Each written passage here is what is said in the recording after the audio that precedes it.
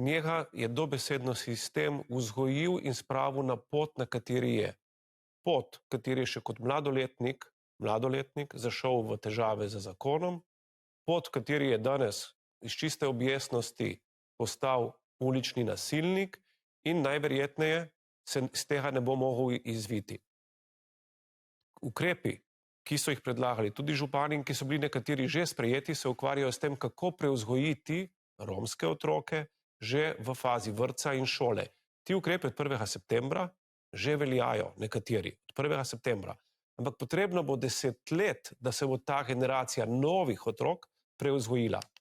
S takimi posamezniki, kot je pa osumljenec, pa moramo ravnati popolnoma drugače. Tukaj je pa ključna učinkovita kaznovalna politika in pa represivni ukrepi, s katerimi odrasle ljudi odvračamo od kriminalne poti. V resnici gre za, žal da moram tako reči, za kriminalno osebo, za kriminalca, ki ga moramo samo z ki ga lahko samo z represivnimi ukrepi odvrnemo od ponavljanja teh dejanj.